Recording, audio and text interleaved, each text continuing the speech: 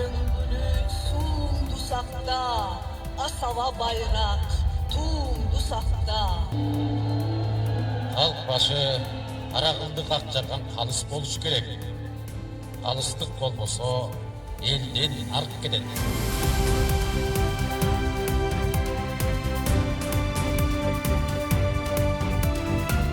Шаарга келген меймандар жана шаар тургундары үчүн азыркыдан да кыйла ыңгайлуу шарттарды түзүү зарыл.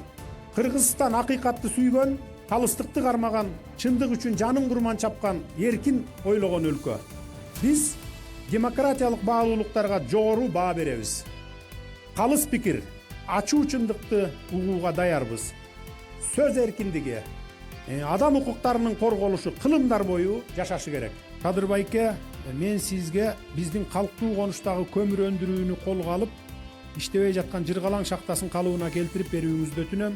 Биздин айыл алыс жайгашып, башка ишканалар жок болгондуктан ушул багытта жумуш орундарын көбөйтүүнү суранат элек. Шахта боюнча бизге Жапаровдорго көп кара көө жапканын билесиздер, Бул кыскача айтып коеюн. 2007 жылы мамлекет иштете албай калып, муну саткан экен. Аукционго койгондо, аукционго ким көбүрөөк баа берсе, ошол утуп алат деп. 2007 жылга чейин бюджеттен, мына республикалык бюджеттен, бул салык сиздердин акчаңыздардан жылына 30 миллион сом бөлүп берип келген.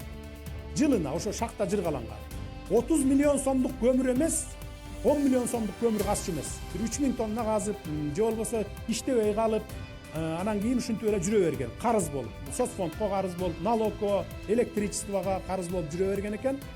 Анан булар сатат, аукционго коет. Аукционго койгондо 25 миллион сом карызы бар деп коет.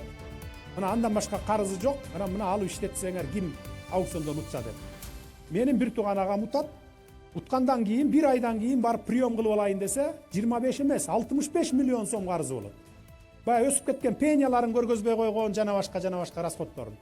Анан 2 жыл дегенде, араң дегенде 2009 жылга чейин баарын жаап бүтүп, нөлгө чейин жаап бүтүп, баарын соцфонддун карызындагы, зарплатындагы, налогундагы жаап бүтүп туруп, анан 2009 жылы инвесторлор тартып келип иштеткен. 2012 жылы мен кумтөрдү көтөрүп чыкканда, текшерүү жибермиш болуп, ар кандай немелерин кылып, баягы мамлекеттин күчүнө салып, мамлекеттик машиненин күчүнө салып 2012 жылы алып койгон.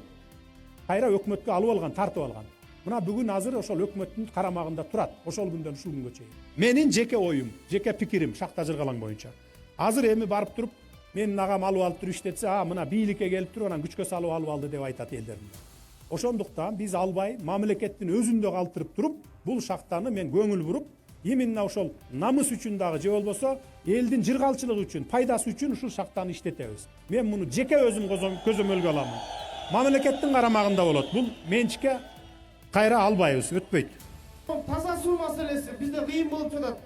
Айылда ак суу курттар агып атат да. Биз ошол суудан ичип атабыз. Сарык боюнча биринчи месада турабыз ак суу. Буган көңүл бурабыз, баарын иргеп алабыз. Сөзсүз түрдө тапшырмаларды берип, көзөмөлгө алып, сиздерге жооп беребиз, наказдарыңыздардын баарын аткарабыз. Дөкүргө чабар камчы бол, кайракы жерге тамчы бол, эрегиш чыкса элчи бол. Таразанын ташы бол, так чындыктын башы бол. Амин, Аллах.